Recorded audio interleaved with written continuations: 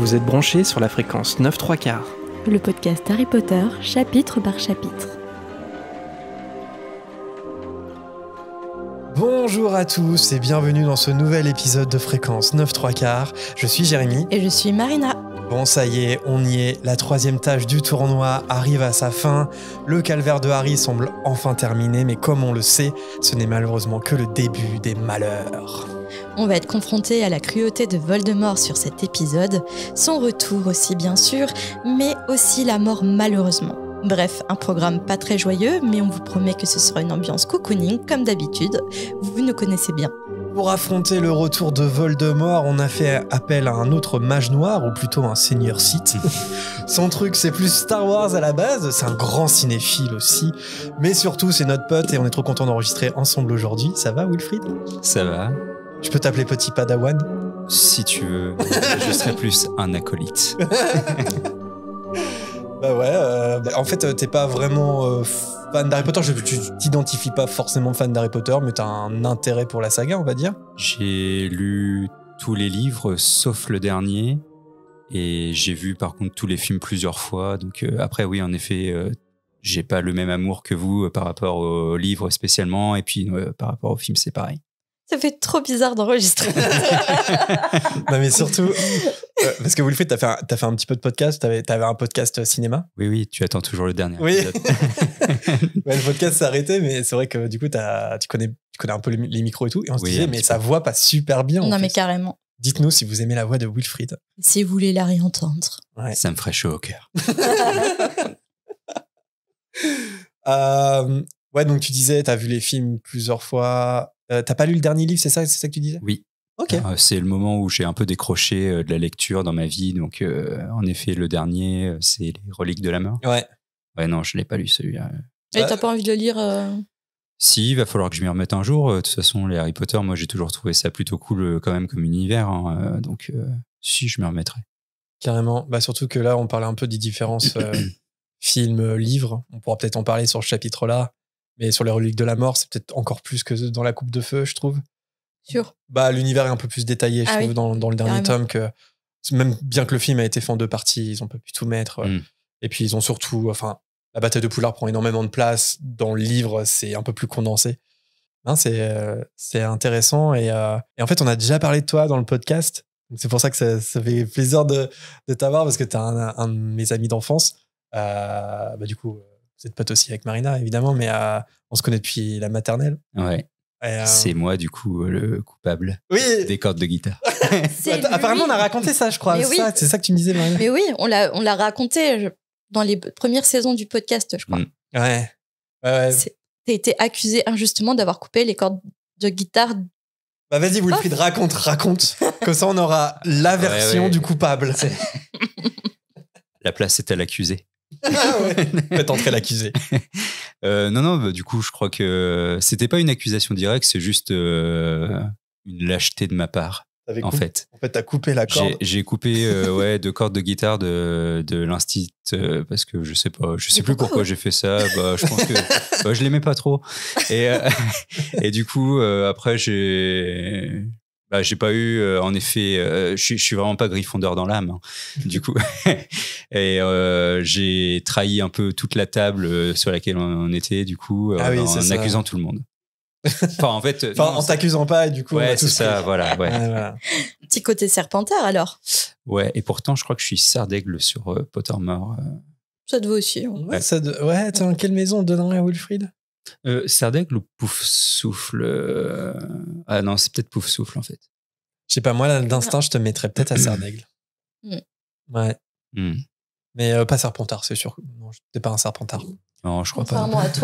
Contrairement à toi. J'ai une ascendance Serpentard. C'est pas vrai. Tu penses qu'il a une ascendance Serpentard ? Non, tu le connais depuis la maternelle. Moi, en vrai, c'est un Gryffondor. Non, sérieusement. Ah ouais ? Un Gryffondor ? Ouais. Oui, c'est possible. Il y a une certaine noblesse d'âme chez lui. Ouais, mais je suis pas assez courageux. Je suis pas assez tête brûlée, je trouve. Mais bon, après, j'ai déjà fait des tests où j'étais à Gryffondor. Hein. Donc bon, puis on a un peu de toutes les maisons, c'est ce qu'on dit souvent. Oui. Et la grande difficulté durant l'enregistrement, ça sera pour toi d'appeler Jérémy. Ah oui. Bah attends. Parce qu'on ne dira pas à l'antenne, mais tu as un surnom pour tes amis d'enfance, Oui. pour ta famille. Oui. En fait, pour la famille de Jérémy et ses amis d'enfance, personne ne l'appelle Jérémy, en fait. Il a un autre surnom que je ne dirai pas. On me siffle. Et du coup, tu l'as jamais appelé Jérémy. Enfin, je t'entends jamais l'appeler Jérémy. Non. On a essayé, mais... On va voir si ça sortira naturellement à un Oui. moment donné. Et voilà. Mais non, et je me souviens dans le podcast, on a déjà parlé. Enfin, moi, j'ai déjà parlé un peu de toi parce que quand j'évoquais mes années collège, parce qu'on a fait tout notre collège ensemble, même si on n'était pas forcément dans la même classe, mais on était un peu les geeks quoi, du collège. Et c'est vrai qu'on avait un peu. Moi, c'était beaucoup Harry Potter, toi, c'était beaucoup Star Wars. Et un peu Jurassic Park, les dinosaures, tout ça. Et on avait un troisième acolyte, lui c'était le Seigneur des Anneaux. Donc, Médéric, c'était complet. Le C'était trio. Ouais. Médéric, d'ailleurs, si vous avez Le écouté trio le de podcast, vous pouvez entendre Médéric, je crois, dans un des tout premiers épisodes du podcast. Ah bon? Saison 1. Ouais, il était venu à Caen. Ouais. Ah ouais? Ouais. Je me souviens pas. Donc, donc voilà, tu faisais partie de cette bande de potes. On n'était pas les très. discussions geeks et tout. C'est vrai, mais on parlait que de ça. On parlait de Star Wars, Seigneur des Anneaux, Harry Potter. Beaucoup, en faisant des tours de piste. On était les Stranger Things. Ouais, ça nous donne une image un peu plus cool. Ouais. Je sais pas si on était aussi cool qu'eux, mais. Mais c'est bien parce que ça fait 3 passions différentes, enfin 3 sagas différentes de l'époque et tout, c'est cool. Ouais, mais qui nous réunissaient autour d'un même univers quand même, à peu près la fantasy, le fantastique, la SF, un peu. Enfin, voilà. De fou. Et justement, dans l'after show, comme d'habitude, on enregistrera un petit contenu additionnel pour les abonnés sur Patreon. N'hésitez pas à nous rejoindre là-bas si ça vous dit. Et du coup, en prolongement du chapitre qu'on va faire, on va justement parler de Star Wars et de Harry Potter, les ponts, les similitudes qu'on peut faire entre les deux sagas. Comme tu connais pas mal Star Wars, nous un petit peu moins. Marina, un petit peu, toi, quand même. Si, j'ai vu toute la prélogie, la trilogie, et pas les nouveaux, par contre. T'as pas vu tous les nouveaux? Il y en a combien de nouveaux? 3. J'avais vu que 2. Tu as bien fait. Mais je les ai bien aimés.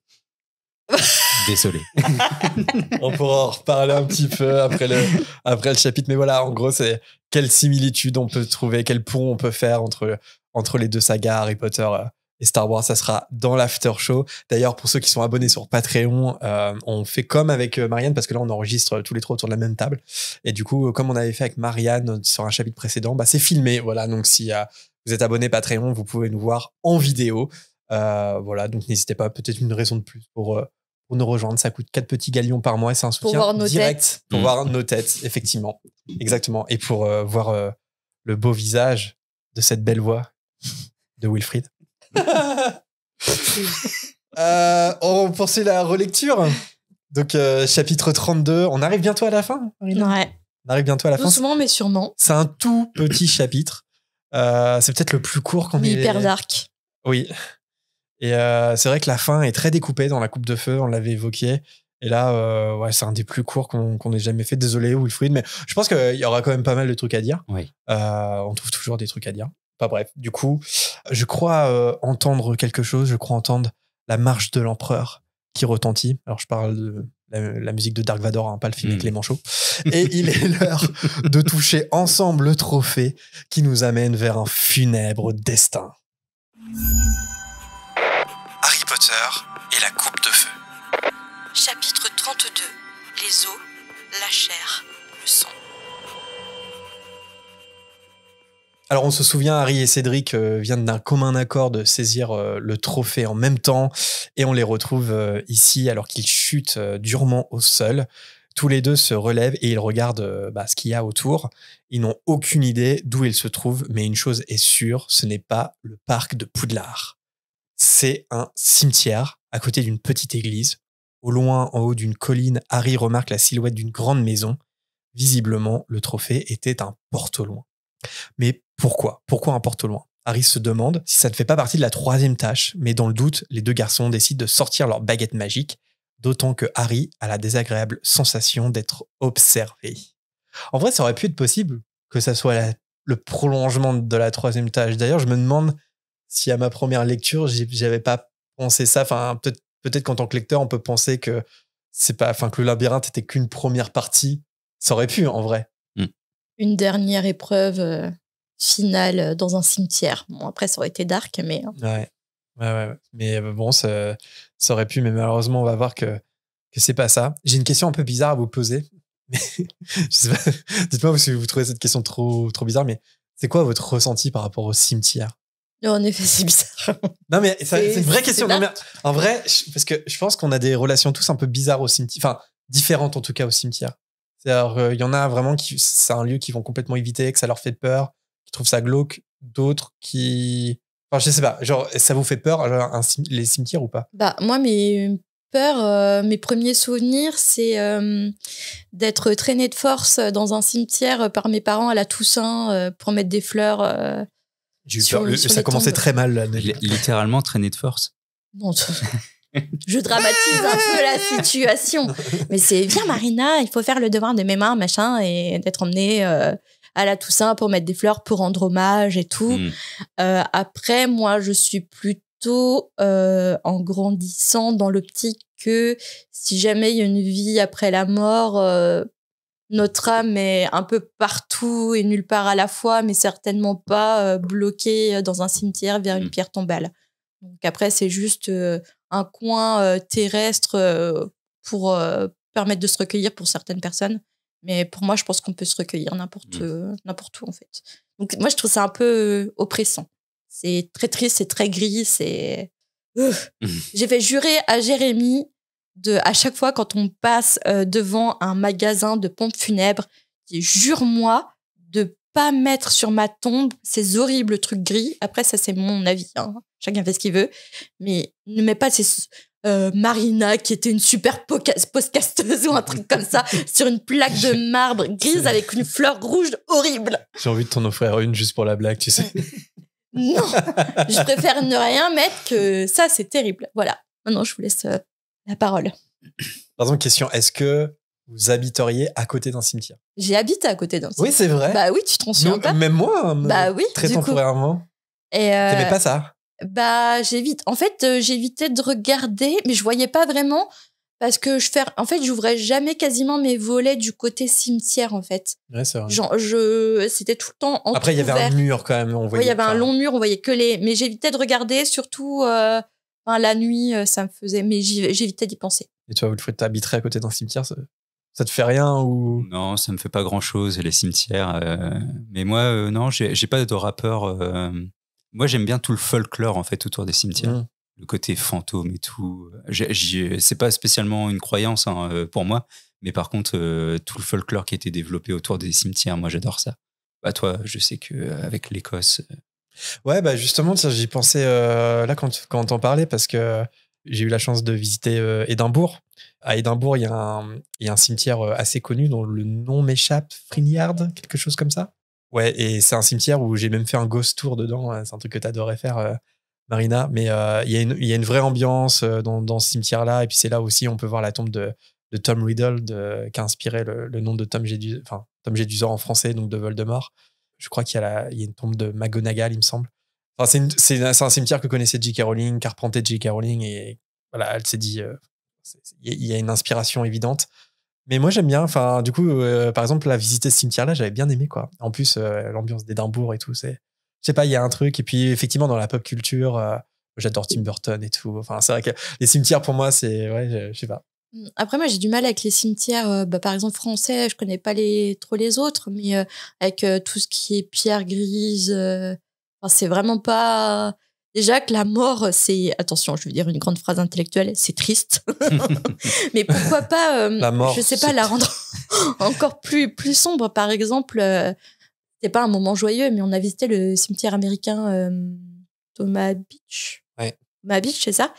Et alors certes, hein, c'est pas une ambiance chaleureuse, mais c'est très vert. Oui. Puis toutes les croix sont blanches. Toutes les croix sont blanches, c'est vert, c'est... Mine de rien, ça apporte quand même de la vie à la mort, alors que les cimetières français, tels qu'on les connaît, c'est très sombre et c'est très chronophage, je trouve. C'est anxiogène. Mais là, par exemple, dans le décor qui nous est dépeint dans le cimetière, là, à Little Angleton, par exemple, comme on voit le manoir des Jedusor, ça veut dire quand même que du manoir, t'as vu sur le cimetière, quoi.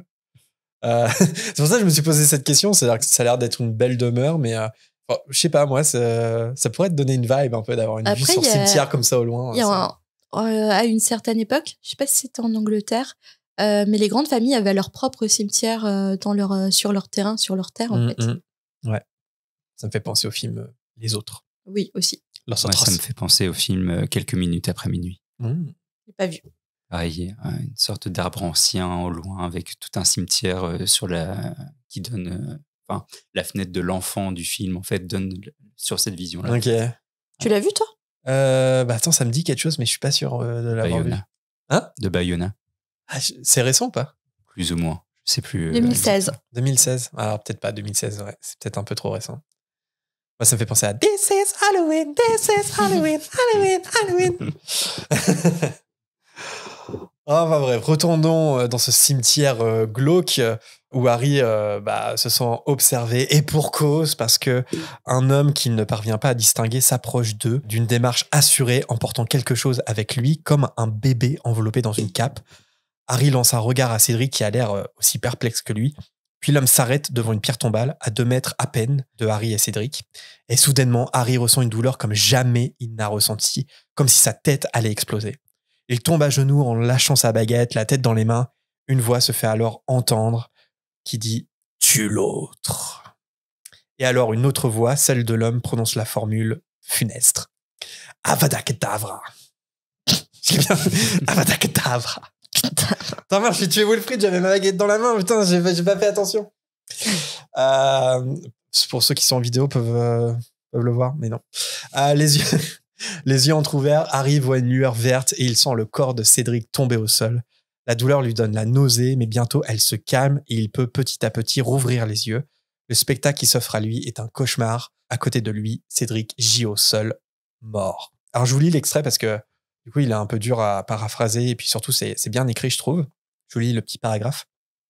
Pendant une seconde qui parut une éternité, Harry regarda son visage, ses yeux gris, grands ouverts, dénués d'expression, comme les fenêtres d'une maison abandonnée, ses lèvres entr'ouvertes qui exprimaient la surprise. Puis, avant que son esprit ait eu le temps d'accepter ce qu'il voyait, avant que tout sentiment autre que l'incrédulité ait pu naître en lui, une main le saisit et l'obligea à se relever. Je trouve plutôt ça bien écrit, bien traduit aussi. Bon, la première mort. Enfin, la première. En fait, je trouve que ça donne l'impression que c'est la première mort dans Harry Potter. Enfin, en tout cas, c'est la première mort qui va vraiment nous affecter. Parce que finalement, je me suis fait cette réflexion en lisant, c'est que Quirrell meurt dès le premier. Enfin, dès la fin du 1, on a Quirrell. Enfin, Harry. Ouais, mais il meurt comme d'une façon un peu surnaturelle. Ouais. C'est pas la mort pure et dure, j'ai l'impression. Je sais pas si tu t'en souviens, Wilfried. C'est la première fois aussi qu'il y a un Avada Kedavra prononcé dans Harry Potter, non? Il me semble. Directement, bah ouais. Ouais, parce qu'on a appris la formule par Maugrey Folleuil pendant les cours de défense contre les forces du mal, mais c'était... Que ses parents ont été tués comme ça. Ouais. Mais en direct. Et puis surtout, un camarade de classe qui a le même âge que lui, jeune, qui a rien demandé, et d'un coup, on nous prépare même pas, bim. Ouais, c'est ça qui est terrible dans ce passage, c'est la surprise, quoi. On évoque les forces du mal, on évoque Voldemort, c'est une espèce de menace comme ça qui... Il a essayé de revenir pendant la fin des 2 premières années, on l'a même revu sous forme de souvenirs derrière la tête d'un prof, etc.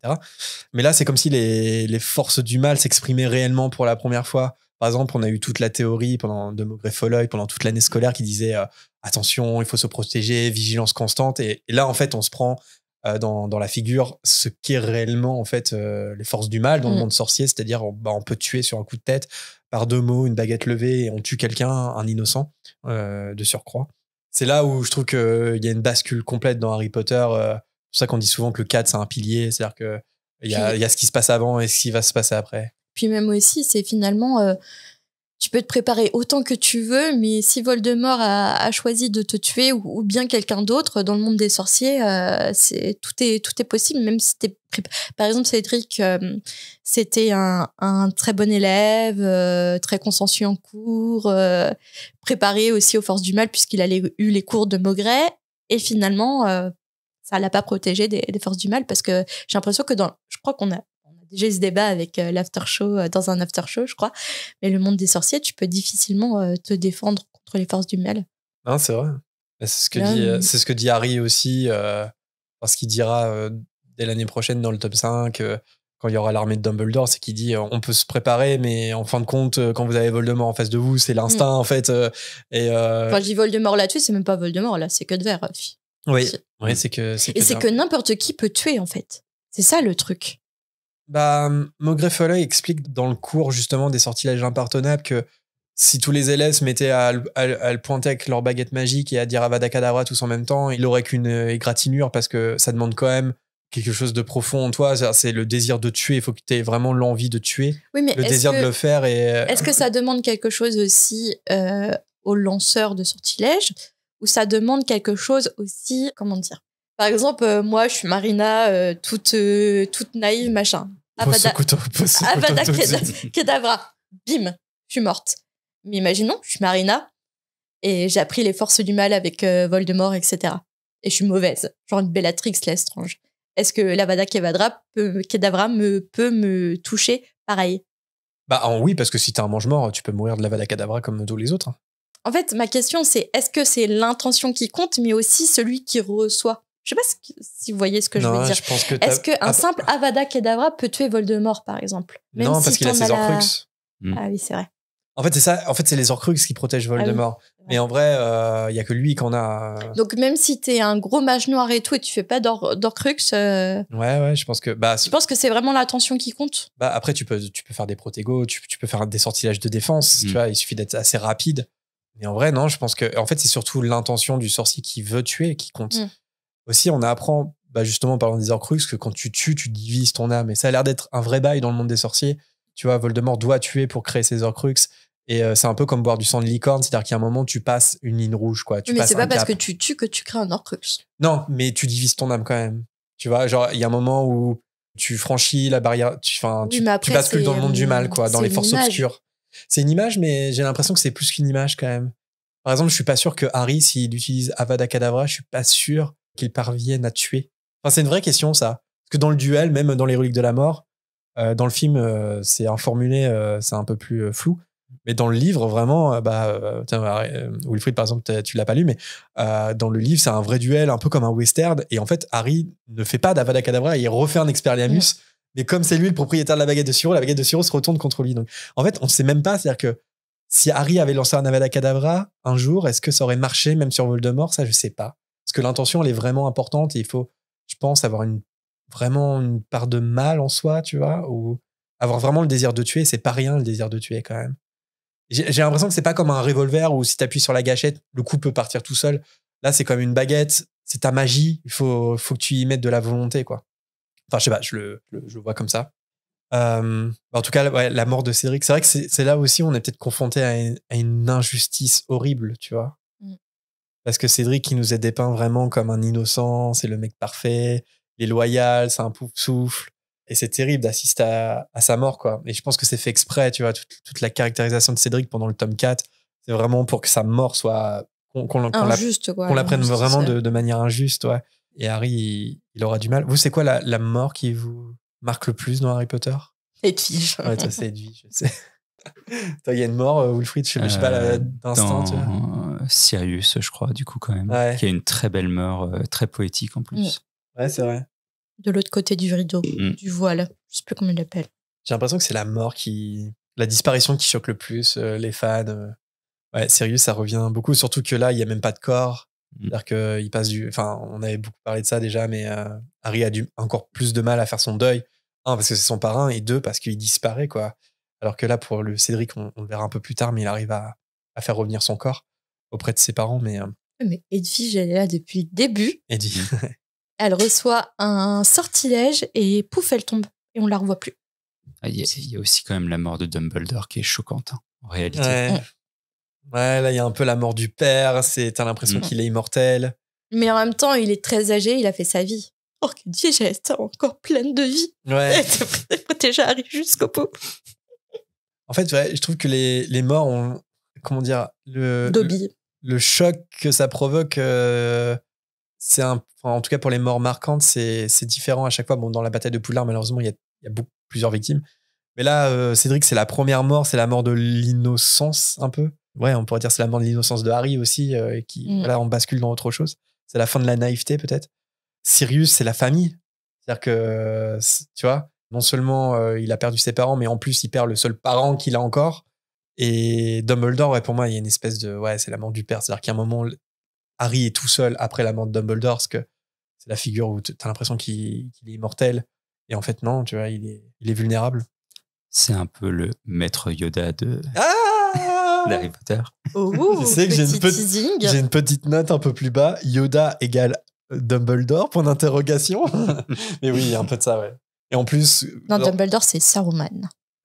Pour moi, c'est plus Gandalf, mais... Oui, bah Gandalf, Saruman, c'est juste Gandalf le mauvais, quoi. Enfin, c'est bon. Pardon à tous les fans du Seigneur des Anneaux. Excusez-la. C'est les mêmes. C'est les mêmes. C'est bon, ils sont vieux, ils ont des barbes blanches, c'est des magiciens. Allez. Bah oui, c'est des magiciens, c'est les mêmes. Enfin, on rigole, mais bon, il y a Cédric Diggory qui est mort quand même. Mais ouais, mais c'est un passage triste, évidemment. Alors, on reprend là où on en était. Donc, l'homme de petite taille, on ne sait pas encore qui c'est, hein, parce que son visage est caché par une capuche. Donc, cet homme-là plaque... c'est Passepartout. C'est Passepartout, ouais. Alors, on va l'appeler Passepartout. Passepartout plaque Harry contre la pierre tombale qui porte le nom de Tom Jedusor. Il attache Harry à la tombe en faisant apparaître des cordes. Harry tente de se débattre, mais l'homme le frappe d'une main. Une main qui ne possède que 4 doigts. Alors Harry comprend, c'est lui le traître responsable de la mort de ses parents. Celui-là même qui s'est enfui l'année passée. C'est bien Queue de Verre, et non pas Passepartout, qui vient de tuer Cédric. Ça fait bugger le cerveau la première fois qu'on lit le nom sur la tombe. On a peut-être tendance à l'oublier maintenant qu'on connaît l'histoire. Mais en fait, quand on voit le nom de Tom Jedusor, en fait, tout ce qu'on sait, c'est que c'est le nom de Voldemort. C'est-à-dire que je me demande si à la première lecture, quand tu lis, que tu découvres, tu dois te dire, mais attends, il y a la tombe de Voldemort. Alors qu'en fait, c'est la tombe de son père, mais on ne le sait pas encore. Ah oui. Tu vois, genre, en fait, c'est des trucs où j'essaie de... Parce qu'on connaît tellement l'histoire. Et en fait, si on se met vraiment, genre, première découverte, c'est trop bizarre de voir le nom de Tom Jedusor. Je sais pas je sais pas ce qui se passe dans la tête des... Je me souviens plus, moi, mais c'est-à-dire que tu dois te dire, mais attends, Voldemort est... Quoi? Et voilà, on apprend très vite après que c'est son père, mais voilà. Après l'avoir solidement attaché, Queue de Verre bâillonne Harry en utilisant un morceau d'étoffe, puis il s'éloigne sans dire un mot. Harry ne peut voir que devant lui, là où se trouve le corps de Cédric un peu plus loin, à côté du trophée des 3 sorciers qui scintille toujours. Sa baguette, elle, est tombée par terre à ses pieds. À côté se trouve la robe de sorcier roulée en boule que tenait Pettigrew. Quelque chose bouge à l'intérieur et la cicatrice de Harry devient à nouveau douloureuse quand ses yeux se posent sur la chose. Il n'a alors qu'un seul souhait, ne pas voir ce que cache cette robe. Un bruit attire son attention à ses pieds. Un énorme serpent ondule autour de la pierre tombale, tandis que Queue de Verre s'approche à nouveau, la respiration haletante. Il traîne un grand chaudron de pierre jusqu'à la tombe. Le chaudron est rempli d'eau et Harry peut entendre le liquide clapoter. Queue de Verre s'affaire pendant que la robe de sorcier roulée en boule s'agite étrangement. Le chaudron est alors enveloppé de flammes qui portent à ébullition le liquide à l'intérieur. Une voix aiguë intime à Queue de Verre de se dépêcher alors que le liquide semble incrusté de diamants désormais. Une fois la potion prête, Harry découvre ce que cache la robe de sorcier en lambeaux. Une créature, je cite, repoussante, visqueuse, aveugle. Elle a le corps recouvert d'écailles noires. Harry, terrifié, est forcé de regarder tandis que Queue de Verre place la créature dans la potion. Son corps frêle émet un bruit sourd en touchant le fond du récipient. Harry, à cet instant, n'a qu'un souhait, alors que sa cicatrice est plus douloureuse qu'elle ne l'a jamais été, que cette chose se noie. Pour ceux qui ont été au studio, et pour ceux qui ont envie d'aller, il y a la réplique de la créature... la réplique de la créature qu'on voit à l'animachronique dans les studios, c'est celle que l'on voit quand il est dans les sortes de limbes ou celle qui est portée jusqu'au chaudron? Ah ouais, c'est une bonne question. C'est pas la même? Peut-être que c'est la même, non? Parce que j'ai l'impression quand même que dans le 4, quand Queue de Verre, dans le film, il tient l'espèce de bébé Voldemort, c'est un animatronique, hein, c'est un truc, c'est pas du FX. Donc c'est la même? Est-ce qu'il y en a pas 2 différents? On voit qu'une au studio, et d'ailleurs on peut l'actionner avec un petit bouton et c'est hyper impressionnant, c'est hyper réaliste et tout. Ouais. Je suis quasiment sûr que celle qu'on voit au studio, c'est celle des Reliques de la Mort partie 2. Quand ils sont dans les limbes. Dans les limbes. Mais par parce contre, que c'est la même position en fœtus comme ça, et que ça bouge. Mais dans ma tête, c'est un peu la même... Après, c'est peut-être ressemble, des FX, des effets spéciaux, je pense, dans le 4. Non, je pense pas. J'ai vraiment l'impression que Queue de Verre, il tient un vrai truc, je crois. Ils sont pas... Ouais, je crois. Mais quand il le laisse tomber, du coup, je pense que en effet, il doit y avoir une phase un peu plus numérique. Ouais, je pense. Ah, peut-être, ouais. Ça ressemble à un Alien. Un peu bébé Alien. Ah, d'ailleurs, il y a une nouvelle Alien au cinéma. Très bien. Tu l'as déjà vu? Bah oui. Forcément. Il faut savoir que Will voit 1000 films à l'année, par là. Oh non, 400 peut-être. Alors, Cuthbert se met ensuite à exécuter ce qui semble être un rituel. D'abord, il prend un os dans la tombe de Tom Gélusior Senior, le père de Voldemort, et le dépose dans le chaudron en récitant que les ossements du père, donnés en toute ignorance, fassent renaître son fils. La potion prend alors une couleur bleu vif. Ensuite, Cuthbert, devant un Harry terrifié qui ferme les yeux en devinant la suite, se coupe la main droite avec un couteau en argent, sacrifiant sa propre chair. Il crie de douleur, mais dépose la main coupée dans le chaudron en récitant que la chair du serviteur, donnée volontairement, fasse revivre son maître. Le contenu du chaudron devient plus lumineux et une odeur nauséabonde s'en dégage. Attends, je me suis demandé une question, parce que c'est une question dont on n'a pas la réponse, mais vous avez une idée de comment Voldemort il a retrouvé ce corps? Genre, par quel procédé de magie noire il est devenu cette espèce de bébé visqueux, tu vois? Parce qu'on n'a pas d'infos là-dessus. Non. C'est vrai que dans le 1, il avait pris... Oui, mais avant d'être derrière Quirrell, il était quoi? Il avait pas ce corps? Bah non, on sait que c'est un esprit qui rôde dans la forêt en Albanie. Il passe de rat en rat, tu vois. Il peut prendre le corps d'un rat. C'est un esprit qui peut rentrer dans les animaux et tout, mais qui rôde et en fait, par exemple, il s'est mis derrière la tête de Quirrell comme il peut se mettre dans des rats, tu vois. Ouais, il s'est peut-être mis dans un fœtus, honnêtement, un fœtus mal formé, un truc comme ça. Bah, non, mais ça paraît gros pour être un fœtus. Ou un bébé mal formé, meurt à la naissance, Parce qu'il a l'air d'avoir des bras minces quand même et tout. En fait, il dit que ça ressemble à un enfant. Ça ne peut ressembler que de loin à un enfant. Enfin, c'est un enfant sans en être un, quoi. En fait, tout ce qu'on sait, c'est que Voldemort boit le venin de Nagini. Et donc, c'est ça qui lui permet aussi d'avoir une espèce de semblant de vie.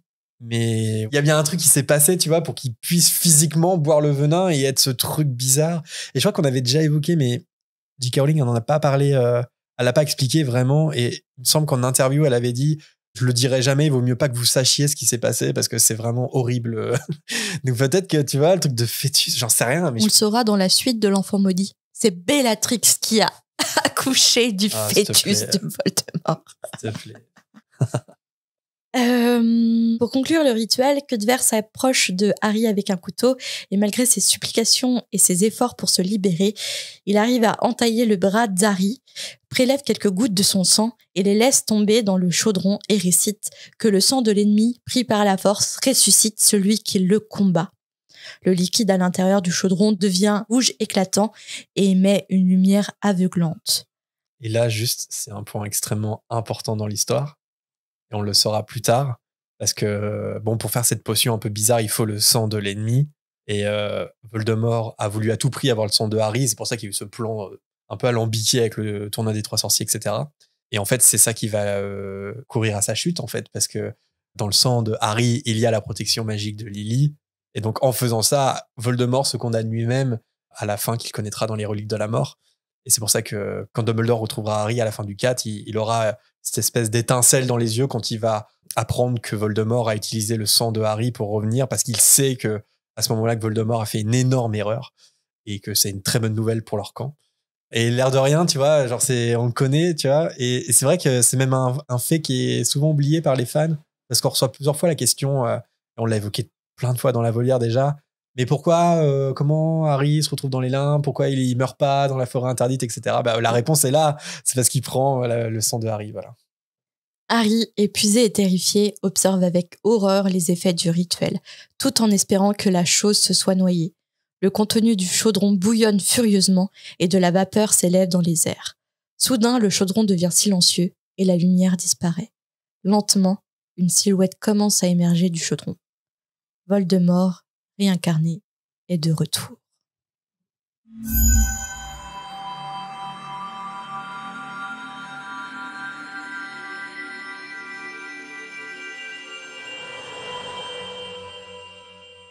Et du coup, si je comprends bien, dans le livre, Voldemort, il est vraiment tout nu. Non, mais c'est vrai. Parce que je crois que le chapitre d'après, il commence direct sur Voldemort qui demande à Queue de Verre de l'habiller. Donc, voilà, parce que dans le film, il est directement avec sa cape. Enfin, c'est une sorte de robe en lambeaux, je crois. Ouais, c'est ça. Ouais, c'est en fait quand son corps sort du chaudron. Enfin, déjà le chaudron il disparaît et tout. Genre, c'est un peu plus. S'il a pas de nez, est-ce qu'il a T'as pris un accent trop bizarre. J'ai l'impression que t'es devenue italienne d'un coup. Je vois ce qu'elle a voulu se dire. De quoi? Bah, s'il a pas de nez, qu'est-ce qu'on passe? C'est normal ou pas? Sinon... Bah, je sais pas. Avec Bellatrix, il faut demander à Bellatrix. mais oui, faut demander à Bellatrix. Bah, visiblement, oui, parce que s'ils ont pu se reproduire. Bah oui, c'est vrai.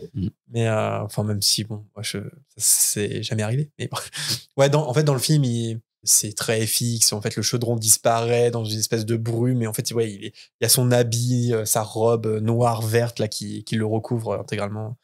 Ils ont pas fait le truc de Voldemort qui demande à Queue de Verre de l'habiller. Alors que, enfin, voilà, je voulais juste détendre un petit peu l'atmosphère. C'est très court, hein. C'était le chapitre le plus court qu'on ait fait, je pense. Vous pensez quoi de l'adaptation, justement, de cette scène? Enfin, qui est assez fidèle dans les faits.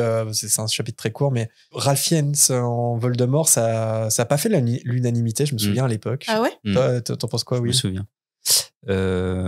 Alors moi, comme vous le savez déjà, j'ai beaucoup de mal avec l'adaptation du 4, mais par contre, s'il y a quelque chose en effet de très réussi, c'est la deuxième épreuve et l'apparition de Voldemort et toute la scène dans le cimetière, que je trouve en effet plutôt fidèle au livre.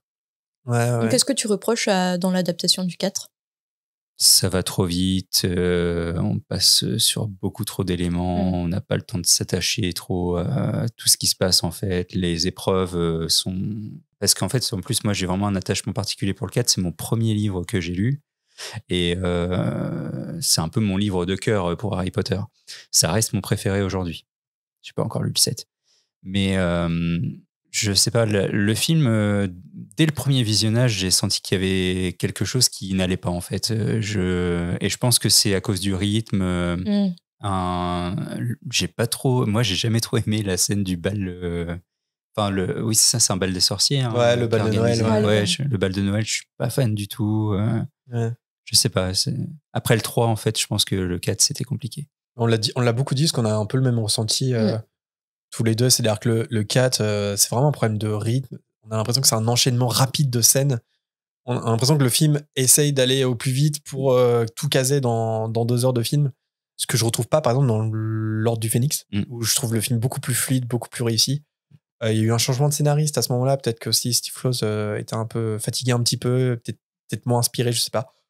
Puis je trouve que c'est pas la meilleure mise en scène non plus. En fait, je trouve que le truc là, en parlant beaucoup de l'adaptation chapitre par chapitre, je me rends compte que dans La Coupe de Feu, il y a quand même pas mal de belles scènes. Enfin, les scènes sont bien, mais le film dans son entièreté, il y a un problème, tu vois. Il y a un problème de rythme, il y a un problème de montage, un problème de mise en scène. Et en fait, ils ont coupé 2 storylines quand même hyper importantes.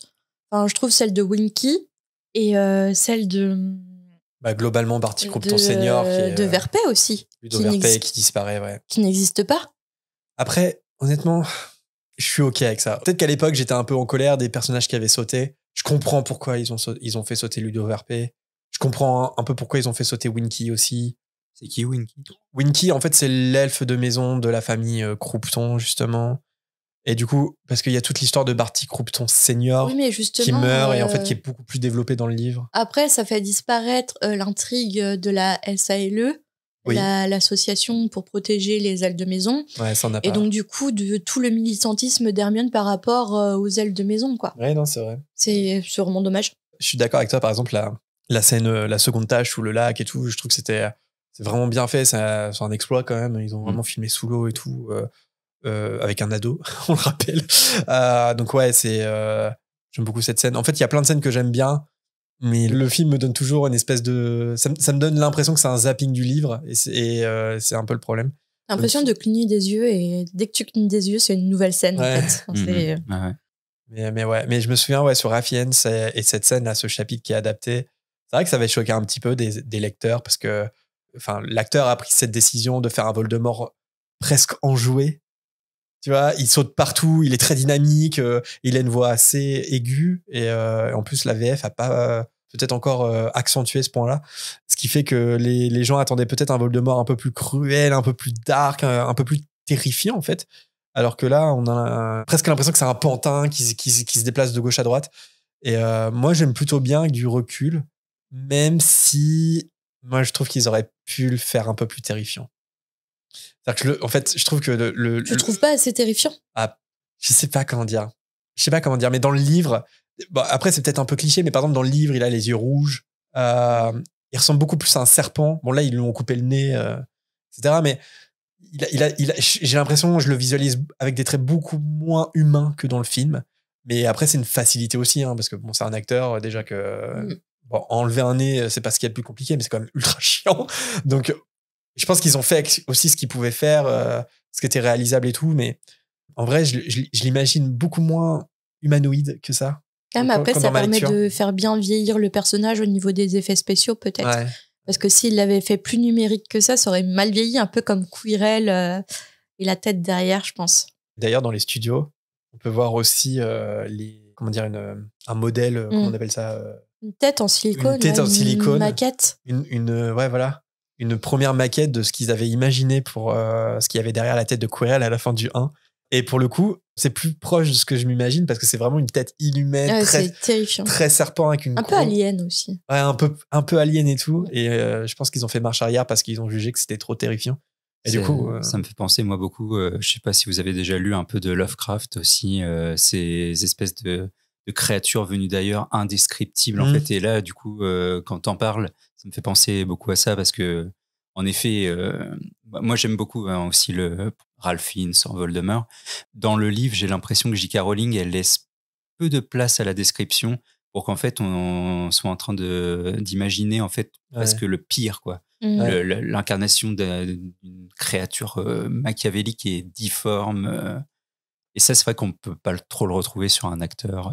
C'est compliqué. Hein. C'est compliqué. Hein. Et c'est l'acteur en lui-même qui avait été critiqué. Et je me souviens, oui. Ouais, un peu, ouais, parce que c'était en mode. Son jeu. Ouais, son jeu, un peu. Qu'il le tournait un peu à la bouffonnerie, tu vois. Mais avec du recul, moi, je trouve pas, parce que justement, ça lui donne un air encore plus inquiétant, parce qu'il se dit, c'est un fou, il est capable de tout, quoi. Psychopathe, en fait. Ouais, vraiment. Ouais, c'est ça, c'est un psychopathe, ouais. Et je pense que c'est parti pris. Mais Puis finalement, ça le rend humain aussi. Et Voldemort, c'est un humain avant tout, et avec ses faiblesses, notamment. Après, aujourd'hui, c'est plus des moqueries un peu gentillettes. Par exemple, sur YouTube, il y a un montage que j'aime bien de tous ces bruits bizarres. Ah oui. Tu sais, ce qui fait des... Il y a un montage comme ça qui est hilarant. Et c'est vrai que... Mais t'as raison de le dire, Wilfried, que J.K. Rowling laisse beaucoup de place à l'imaginaire, en tout cas à l'imagination du lecteur. Et par exemple, on le voit très bien dans le chapitre 32. C'est que c'est souvent dit que déjà Harry, il a tellement mal qu'il peut à peine voir ce qui se passe. Et elle joue beaucoup là-dessus parce que comme il se passe l'indescriptible, du coup, c'est du hors-champ, en fait. C'est du hors-texte, tu vois. Alors on voit le corps de Cédric, mais en fait, on le voit pas réellement. Harry l'entend tomber. On entend son corps comme on entend le fœtus tomber dans le chaudron, mais on le voit pas. Il y a un truc comme ça où, du coup, elle utilise ça pour que on fasse fonctionner son imaginaire. Et je pense que c'est ça qui est encore plus terrifiant parce qu'on va s'imaginer le pire, comme tu dis. C'est le principe d'une écriture très gothique, en réalité, en fait. Il y a tout un jeu de clair-obscur. Alors après, je sais pas, parce que moi, je n'ai lu que la traduction. Mais dans la traduction, il y a toujours ces contrastes entre la lumière qui scintille, notamment dans le chaudron, qui contraste énormément. Je crois que c'est dit comme ça, hein, que ça contraste énormément avec le noir du décor de la scène. Ouais. La figure encapuchonnée qu'on ne voit pas au début. C'est très gothique, quoi, tout ça. Ouais. Non, mais c'était chouette. Du coup, ça, on continue rarement la discussion après qu'on ait fini le chapitre. Oui. Mais comme c'est un chapitre tout court, moi, je me suis posé une dernière question. Mais alors là, je m'adresse peut-être aux auditeurs, aux auditrices, aux fans quoi, hardcore et tout. Je sais pas si quelqu'un a une opinion là-dessus. Je me suis demandé, parce que là, du coup, on est sur la tombe du père. Donc, Voldemort prend les os de son père dans la potion. Et je me suis demandé pour sa mère, Mérope, parce que ou Méropée, je sais plus comment on dit. Mais on va dire Mérope. Parce que Mérope, elle est morte quand elle a donné vie à Voldemort. Mais où est-ce qu'elle a été enterrée? Est-ce qu'on sait ça ou pas? Je me suis posé la question parce que... Je sais pas du tout. Est-ce qu'il prend les os de son père parce qu'il sait où il l'a enterré? Et est-ce qu'il aurait pas pu prendre ceux de sa mère? Et s'il les prend pas, est-ce qu'il y a une raison? Ou est-ce que la raison, c'est parce qu'on ne sait pas où elle est enterrée et que lui-même, Voldemort, ne sait pas? C'est une question que je me suis posée, quoi. On sait pas non plus pour Marvolo, Elvis. On sait pas, on sait qu'il est mort, mais on sait pas où il est enterré. Et il y a que Morphine, son oncle, qui est enterré à Azkaban, ça on le sait. Parce que Voldemort, sa mère, c'était une sorcière, c'est ça? Et son père, un moldu? Ouais.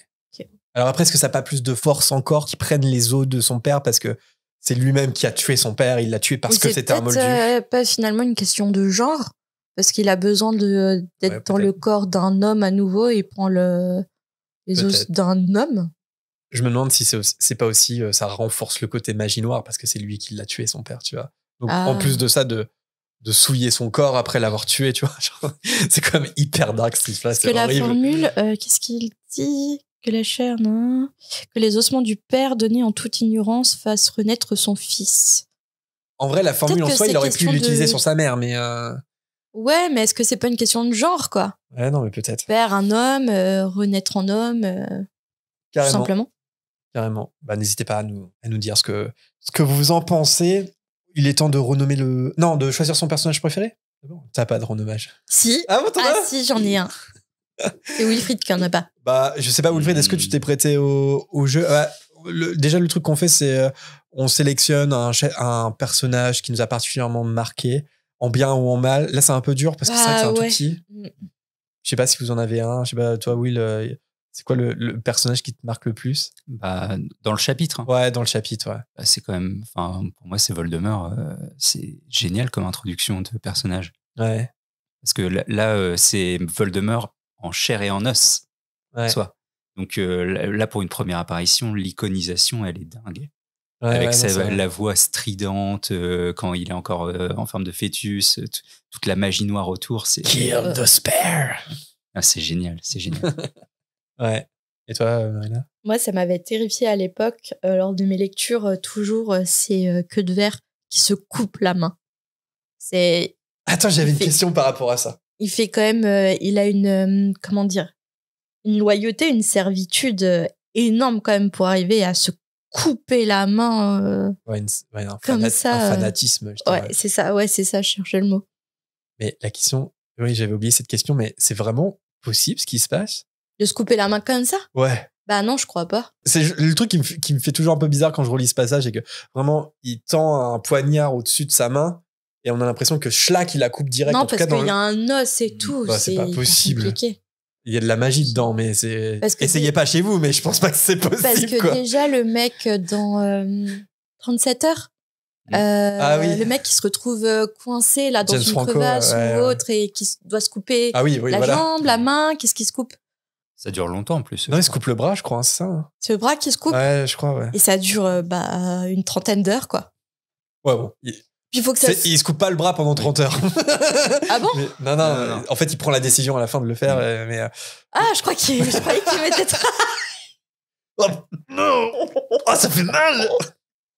Mais non, mais je me dis, je vais jamais regarder ce film parce que c'est horrible de regarder un mec pendant des jours se couper le bras, quoi. Ouais, non, c'est vraiment qu'à la toute fin. Ah, mais il le coupe pendant combien de temps? Mais est-ce que on voit qu'il y a... c'est pas d'un coup, par contre. Hein. Ouais. C'est horrible. Hein. Non, mais ça dure, je crois, à peine 1 minute. Hein. C'est quand même un montage assez rapide. Et il est obligé de cisailler, tu vois. C'est ça. Vois. Mais c'est pas très démonstratif, quoi. C'est pas trop gore. Ah non, mais c'est pour ça que je regardais pas le truc, parce que moi, je pensais que pendant tout le film, en fait, tu voyais le mec et tout. Puis après, c'était entrecoupé de moments de vie, mais qu'à chaque fois... D'ailleurs, c'est une histoire vraie. C'est inspiré d'une histoire vraie. Et si vous aimez bien Christophe Ondelat en podcast, il y a un Ondelat raconte sur cette histoire. Que voilà, j'avais bien aimé cet épisode. L'histoire vraie de ce gars-là, quoi, qui a dû se couper le bras, je crois. Et moi, je dirais quand même Cédric Diggory. Hommage à Cédric, tu vois. Mais personne te l'a demandé. Ah, ok. Non, mais je dirais Cédric parce que voilà, c'est la dernière fois qu'on le voit. Bah, juste pour le rendre hommage parce qu'il meurt tellement, il peut rien faire, quoi. Bah, ils sont là, ils savent même pas où ils se trouvent. Ils se demandent si c'est pas la suite du labyrinthe. il meurt, enfin, je veux dire, c'est comme il a même pas le temps de savoir, il s'est pas vu mourir. C'est pas vu, ouais. Heureusement d'ailleurs. Enfin, je dis que c'est la dernière fois qu'on le voit, mais dans la suite, avec les esprits qui reviendront, qui seront régurgités par la baguette de Voldemort, on va revoir Cédric Diggory. Donc, est-ce que c'est vraiment la dernière fois qu'on le voit? Peut-être pas. Et ensuite, on aime bien renommer le chapitre, comme vous le savez. Alors, je sais pas si Wilfried, t'as réussi. Ah, t'en as un? Alors, vas-y, on t'écoute. Comment tu renommerais le chapitre?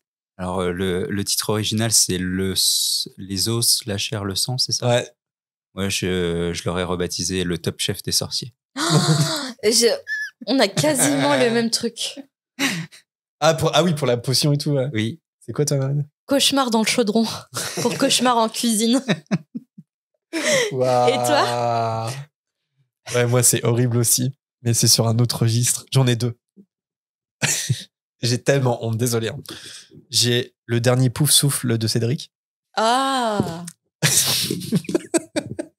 Et sinon, j'ai Cédric Die Gory. C'est un peu bilingue. Désolé, c'est pour ça que je lui ai rendu hommage en le choisissant meilleur personnage. J'ai le droit de faire des petits. J'avais une petite question pour vous. Ce chapitre-là, J.K. Rowling, elle avait déjà toute l'histoire en tête à ce moment-là, j'imagine, jusque la fin. C'est un débat qu'on a, gars. Tu peux même pas t'imaginer. C'est un débat. Parce que moi, je pense que non. Lui pense que oui.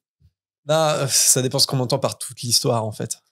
Vraiment jusqu'à la fin du 7, parce que j'ai l'impression que là, vu la position du chapitre dans le 4, on est vraiment, comme tu disais tout à l'heure, c'est le tournant. C'est le moment où tout bascule, en fait. Et j'ai l'impression que là, on se situe plutôt vers la fin du 4. Vu le nombre de chapitres qu'il y a dans les livres suivants, j'ai vraiment l'impression qu'on est pile au milieu de l'histoire. Ouais, c'est vrai. Est-ce que, du coup, J.K. Rowling, ça, elle l'a intégré, elle l'avait déjà intégré à ce moment-là?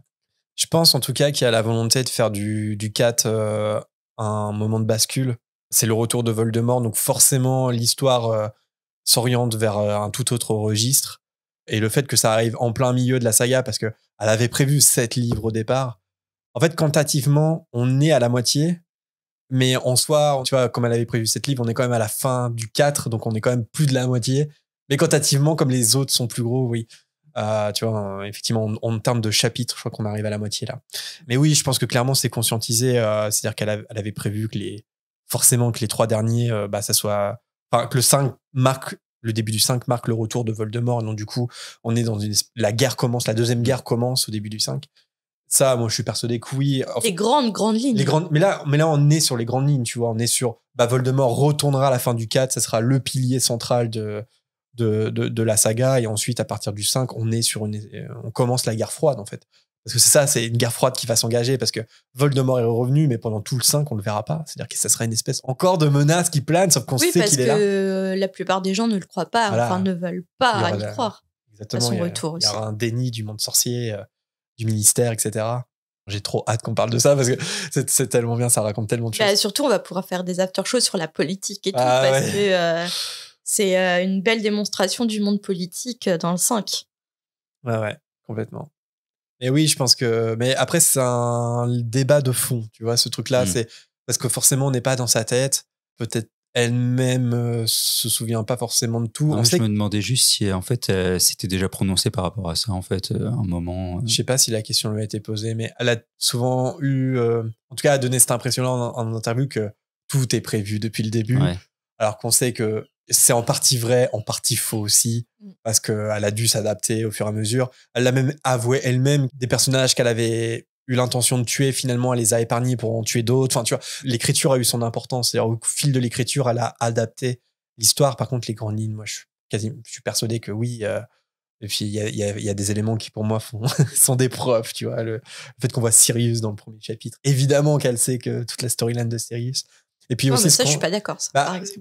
On en a un petit peu des preuves aussi par ces brouillons. Il y a eu une expo aussi à Londres où on pouvait voir pas mal de ses dessins et de ses brouillons, et on voit qu'elle schématisait vraiment beaucoup. C'est-à-dire qu'avant de passer à l'écriture, elle fait des tableaux, alors pas des tableaux Excel, c'est vraiment des trucs à la main, mais elle fait des tableaux, tac, tac, tac, tac, tac. Donc tout est structuré, tu vois. Donc je pense que oui, vraiment que ça arrive au milieu, je pense que c'est conscientisé. Il y avait un petit élément assez drôle, du coup, parce que quand j'ai repris le chapitre, là, du coup, sur le livre original, enfin, la première édition française, du coup, c'était rigolo que ce chapitre-là commence à la page 666. Ah ouais, c'était Incroyable. Attends, mais alors, parce que toi, t'as l'édition originale, c'est ça, le Folio Junior toute première. Oui, c'est ça.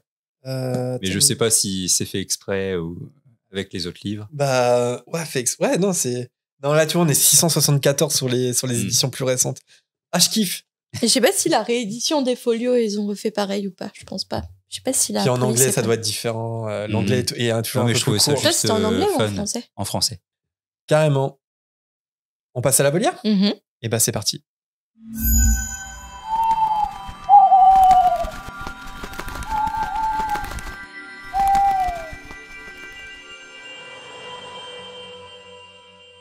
Nous passons tout de suite au premier hibou sonore. Il nous a été envoyé par Mérina. On écoute ça. Coucou la fréquence. Je suis en train d'écouter le dernier chapitre sur la pancine et je me disais, est-ce que le fait que les mange-morts s'attaquent au long du bas en espérant pouvoir retrouver le maître des ténèbres, ce n'est pas lié à la prophétie ? Parce que dans la prophétie, on ne sait pas, en fait, si c'est les Potter ou si c'est les noms du bas qui vont mettre au monde cet enfant qui pourra détruire le maître des ténèbres ou devenir le prochain, voilà. Et donc, peut-être qu'ils se disent que finalement, que les noms du bas sont aussi la clé de quelque chose. Je ne sais pas, c'est une hypothèse. Qu'en pensez-vous ? Merci pour tout et à très bientôt. Merci Mérina pour ta question. Alors, on l'a sélectionnée aussi parce qu'elle est beaucoup revenue suite au chapitre de la pancine. On l'a pas mal reçu, donc c'est pas mal de mettre les choses au clair dans le podcast.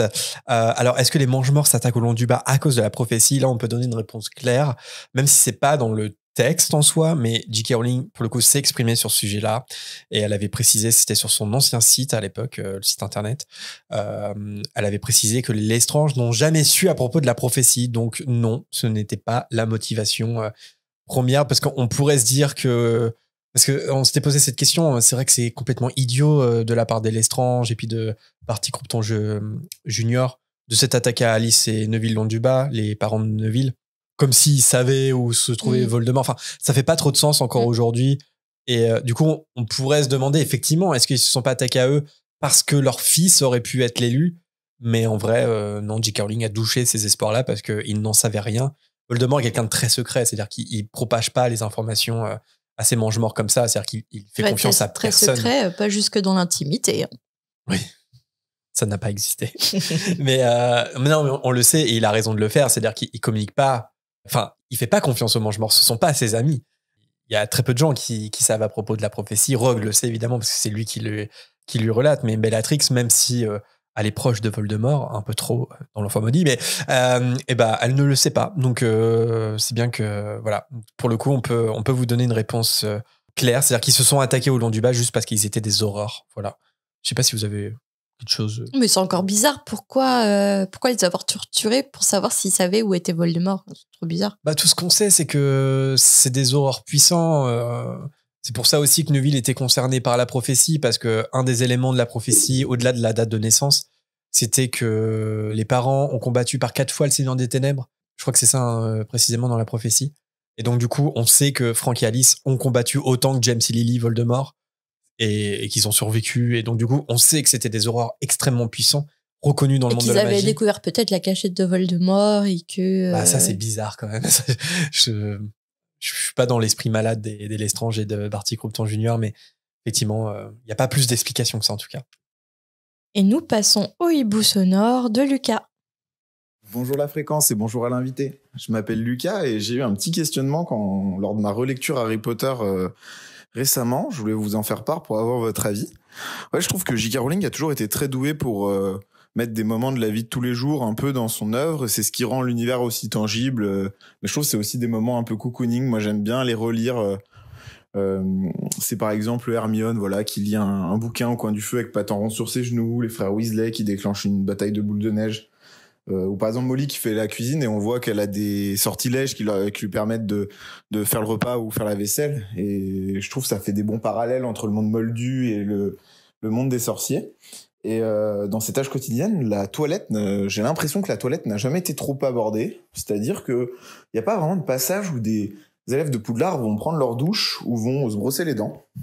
Et du coup, je me pose la question, est-ce que c'est Enfin, est-ce qu'il y a des douches réellement à Poudlard, mis à part la salle de bain des préfets qui a l'air plus de l'ordre de la relaxation, avec des bains moussants, etc., que de la tâche quotidienne. En tout cas, j'ai pas la sensation qu'il y a eu des mentions de douches potentielles. Alors, est-ce que les sorciers ont des sortilèges qui leur permettent de se doucher ? On sait qu'il y a un sortilège pour se sécher après qu'on sorte complètement trempé d'un lieu. Alors, peut-être que il y a des sortilèges qui permettent de faire la toilette et le brossage de dents en un clin d'œil et que c'est même pas mentionné parce que c'est trop rapide, ou alors qu'il n'y a pas eu la place de développer cette phase de la vie quotidienne. Je sais pas ce que vous en pensez. En tout cas, j'aurais bien aimé avoir votre avis. Ça aurait pu donner des scènes un peu cocasses. J'imagine par exemple Neville sortir des douches complètement trempées parce qu'il a oublié sa serviette. Voilà, des choses comme ça. En tout cas, je voulais vraiment vous remercier pour l'excellent podcast que vous proposez et on espère que ça va aller jusqu'au 7. Merci, bisous, ciao ciao. Ciao. Merci Lucas pour ton hibou. On espère aller jusqu'au bout aussi, nous. Ouais, je pense que ça a été coupé pour des raisons peut-être de rythme, mais elle n'a pas vu l'intérêt d'ajouter ça dans le roman au niveau de la toilette. Mais je pense qu'effectivement, les élèves se douchent se toilettent, se lavent les dents comme tout à chacun, en fait. On a eu un petit extrait avec la salle des préfets, où je pense que la salle des préfets, ouais, il y a un côté relaxation, mais c'est un côté privilège aussi. Ah ouais, un grave privilège. Parce ouais, que un gros privilège. c'est une piscine qu'ils ont. Ouais. C'est l'équivalent d'un peu des bains turcs. Ouais, c'est ça, ouais. Ouais, c'est ça. Mais ouais, en fait, on fait jamais mention on fait mention des toilettes, on a la salle de bain des préfets, mais on n'a jamais mention de salle de bain classique. C'est vrai, hein, c'est des pièces dans lesquelles on va jamais. On aurait pu, hein. Ouais, il y a des toilettes, il y a... Mais bon, je pense que comme on sait que les préfets ont des bains XXL, je pense qu'il y a des douches. C'est juste qu'effectivement, il vaut mieux pour l'efficacité de l'histoire. Tu vois. Mais on aurait pu quand même avoir des petites scènes quotidiennes comme ça, du brossage de dents et tout, pourquoi pas.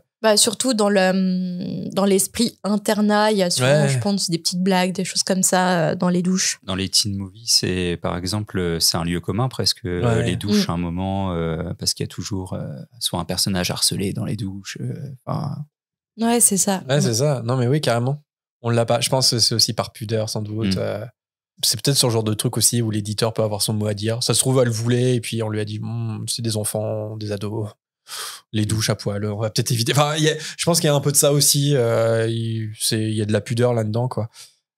Mais ouais, ça m'a fait penser à une ça enlevait peut-être un peu le côté magique aussi, les scènes de douche classiques.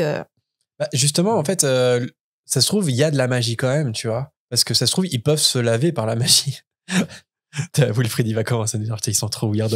C'est vraiment ce genre de débat qu'on a dans l'émission. C'est-à-dire que, parce qu'on l'a appris, tu te souviens, Marina, mais, Wilfried, tu vas peut-être l'apprendre, mais ça va te faire rire, je pense. Mais on avait appris carrément sur Pottermore, donc vraiment sur ce officiel, qu'avant qu'il y ait de la plomberie à Poudlard, les élèves, enfin tout le monde, en fait, dans le château, faisait caca partout, et en fait, ils faisaient disparaître leurs besoins par la magie, tu vois.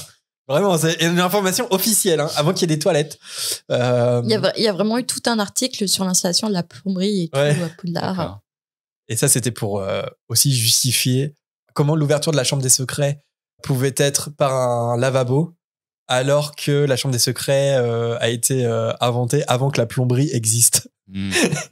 Et je pense que c'est un truc que J.K. Rowling n'avait pas trop anticipé, et elle a inventé toute une histoire là-dessus. Et du coup, l'article mentionnait notamment le fait que avant qu'il y ait des toilettes, on faisait ça dans un coin et pouf, on faisait disparaître par la magie. Donc si on peut faire ça par la magie, pourquoi pas se laver tout simplement, tu vois. C'est possible aussi. En tout cas, merci Lucas pour ta question. Et on passe à celle de Romane qu'on écoute tout de suite. Coucou la volière, du coup j'ai une petite question / remarque. Je suis que au chapitre 6 du livre 1 et vous parliez de Merlin qui est à Serpentard.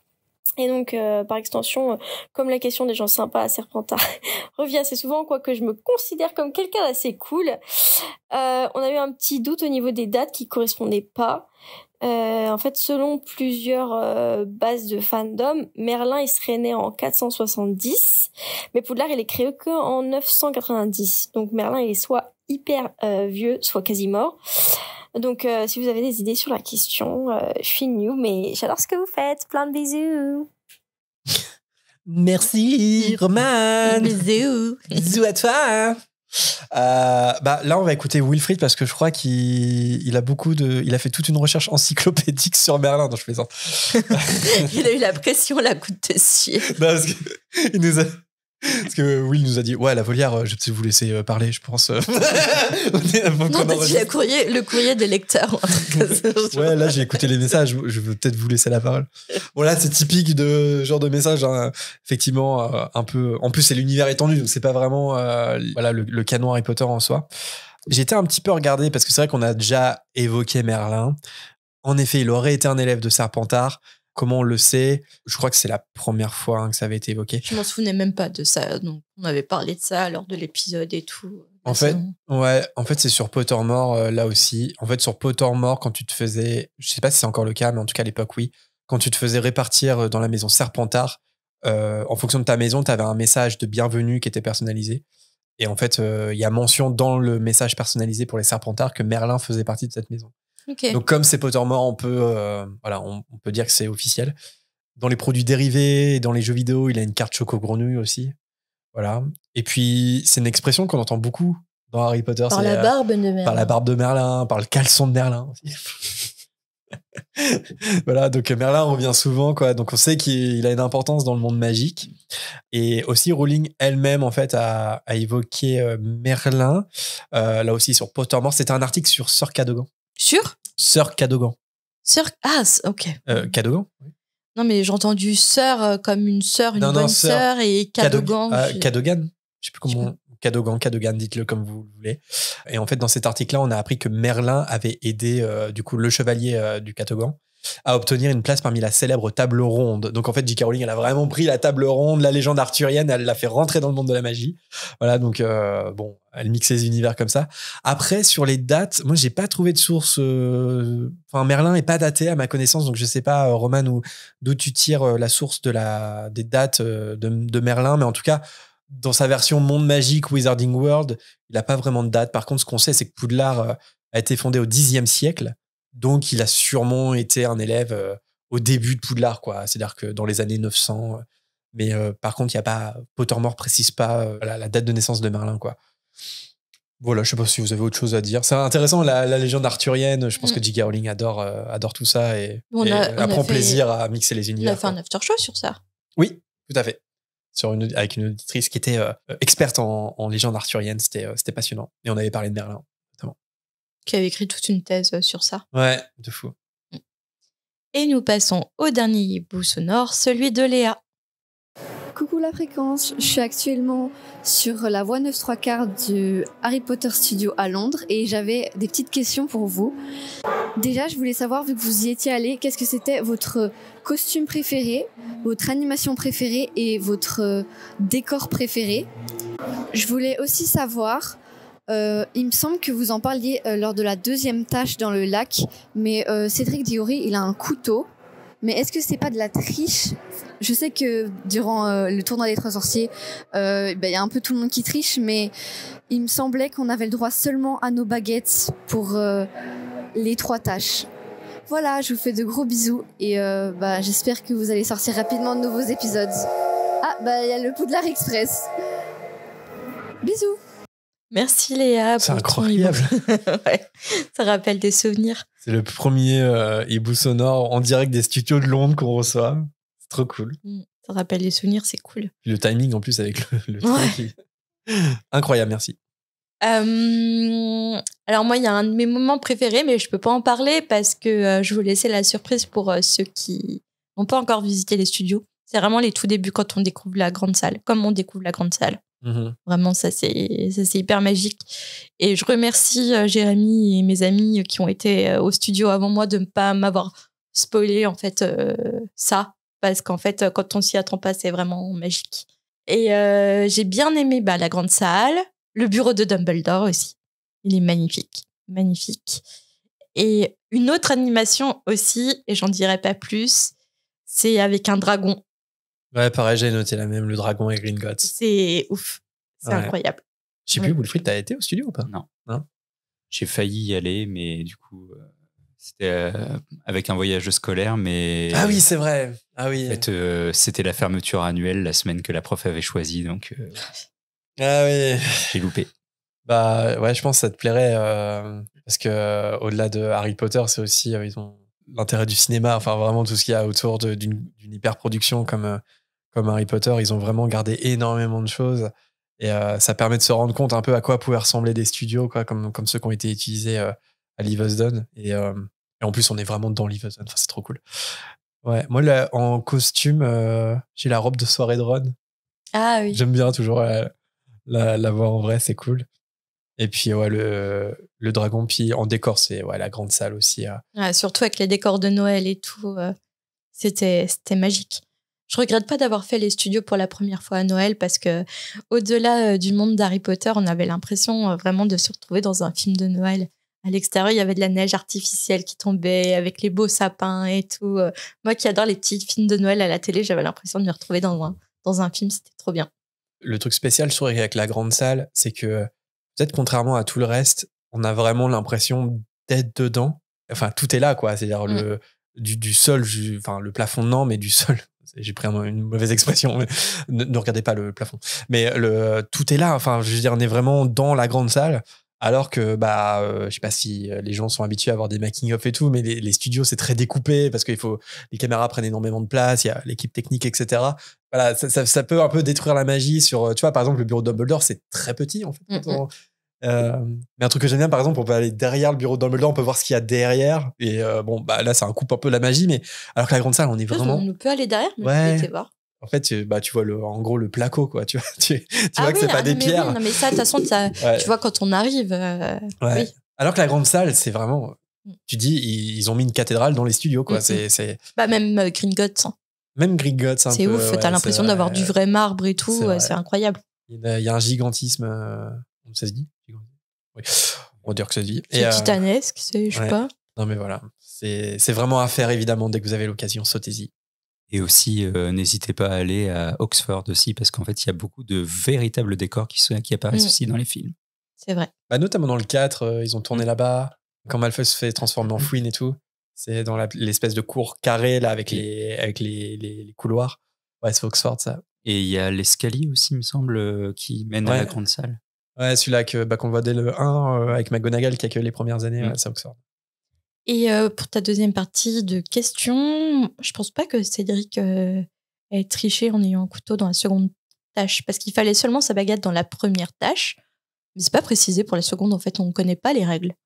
Je pense que tu pouvais venir préparer, en fait, pour la seconde tâche. En fait, la notion de triche, pour moi, le truc, c'est que d'avoir une baguette magique, on avait évoqué ça. Puis déjà. On sait pas, ça se trouve, il a fait un hack au couteau avant. Oui, c'est ça. C'est que de base, comme tu as le droit à ta baguette et que tu peux faire amener n'importe quel objet avec ta baguette, on le voit avec Harry qui amène son Nimbus 2000 qui est super loin. De base, c'est cheaté. Enfin, je veux dire, la magie, c'est cheaté. Donc, c'est pour ça, je pense que c'est toléré, tu vois. Il y a pas voilà. Donc, non, je dirais pas qu'il y a de la triche. Et cela conclut la volière de cet épisode. Merci pour vos messages. Comme d'habitude, vous pouvez candidater en nous envoyant votre message vocal d'1 minute en message privé sur Insta, X ou Facebook, ou bien par mail si vous préférez. En ce moment, la chaîne Twitch est allée en pause estivale, mais c'est pas impossible qu'on y diffuse quelques hiboux sonores à la rentrée, au moment où l'épisode sortira, voilà, en stream, parce que notre volière est bien pleine cet été. Et puis, sachant que là, en fait, je sais pas si tu peux monter ou pas, mais en fait, l'épisode va sortir à la rentrée. Oui, c'est ça, c'est que on enregistre un peu en avance, on avoue. Donc c'est vrai que là pour le moment on est un petit peu en pause et qu'on a beaucoup de messages. Enfin voilà, du coup il y a de quoi faire en stream, donc pourquoi pas faire ça sur Twitch comme d'habitude. Donc n'hésitez pas à vous abonner sur cette chaîne Twitch pour ne pas rater les prochains lives ou autrement à la chaîne YouTube où sont postés quelques replays. Voilà. N'oubliez pas de nous laisser un maximum d'étoiles sur l'appli que vous utilisez. Comme on l'a déjà annoncé, on peut maintenant répondre aux commentaires Spotify. On le fait un maximum, donc n'hésitez pas à nous envoyer vos réactions. Et dans tous les cas, on lit tout ce qu'on reçoit. Pareil sur YouTube et autres, ou pour les avis sur Apple. Merci au passage à Chloé Meraki, Lily Tell, Sarah BNB, Eva et Grandeur Love qui ont laissé un avis récemment. Peut-être que vous nous découvrez avec cet épisode ou bien ça fait déjà longtemps que vous connaissez notre podcast. Dans un cas comme dans l'autre, sachez que si vous aimez ce qu'on fait et que vous souhaitez aller un peu plus loin, vous pouvez nous soutenir. La première méthode qu'on recommande, c'est notre page Patreon où pour 4 galions par mois, vous débloquez tous les after-shows enregistrés depuis que ça existe. Et vous pouvez aussi accéder aux épisodes quelques jours avant leur sortie. Il y a bien sûr les sub Twitch de dispo aussi, ou bien notre page Tipeee qui est toujours ouverte avec pour contrepartie d'être cité à chaque fin d'émission. Autrement, voilà, n'hésitez pas non plus à partager le podcast autour de vous, d'en parler si ça pourrait intéresser dans votre entourage, etc. C'est gratuit et c'est un soutien direct aussi à ce qu'on fait. Plus on est de Potterhead, mieux c'est, bien entendu. Suivez-nous également sur les réseaux sociaux. Il y aura la possibilité de nous envoyer des vraies lettres par la poste. L'adresse est en description avec tout le reste. Si vous voulez papoter avec d'autres auditeurs et auditrices, on vous invite à rejoindre notre Discord. Et si ça vous dit de candidater pour être l'un ou l'une de nos invités un jour, c'est là-bas que ça se passe également. N'hésitez pas à nous contacter si vous avez besoin d'aide. Autrement, tous les infos sont sur le salon La Volière sous la catégorie podcast. Il y a un peu d'attente généralement pour les candidatures, on ne vous cache pas, mais lancez-vous maintenant si vous avez envie de nous rejoindre un jour.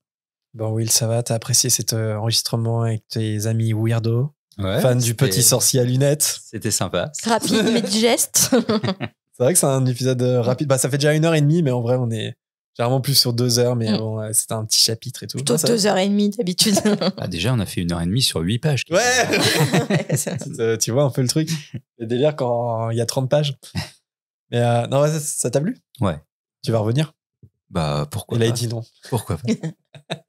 Absolument pas. Il est hors de question. Voilà, je m'apprête à vous écouter parler pendant 2 heures de Star Wars. Parce que là, je vous laisse les rênes. On va pas parler truc, 2 heures. Je vous laisse les rênes du truc parce que je n'ai pas cette connaissance sur Star Wars pour en parler. Mais ouais, on va faire un petit after show. Ou sinon, je vais faire Gandalf, Saruman, même combat version Star Wars et tu vas me détester. Donc, je préfère me taire. Non, mais après, ça va pas être poussé. Hein, ce qu'on va faire, ça va être chill aussi, comme jusque maintenant. Petite discussion.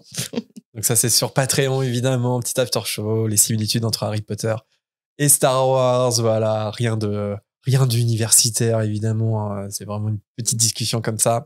Vous êtes habitués si vous êtes sur Patreon, de toute façon. Avant de se quitter, on n'oublie pas de citer les tipeurs au moment de cet enregistrement, comme d'hab. Merci à Corsetielou, Lucie, Vispirit, Vispike, Poukimbi, Poukipims, Erol, Sophie, Mugiwara, Kimi, Doc, Aurélien, Callisto, James, Pamela et Chloé. Quant à nous, on se retrouve pour la suite de notre relecture avec le chapitre 33 qui s'intitule Les Mange-Morts. Ça y est, on rigole plus, c'est dark, mais comme dit Dumbledore dans le film, on peut trouver du bonheur même dans les endroits les plus sombres. Il suffit de se souvenir d'allumer la lumière. À bientôt.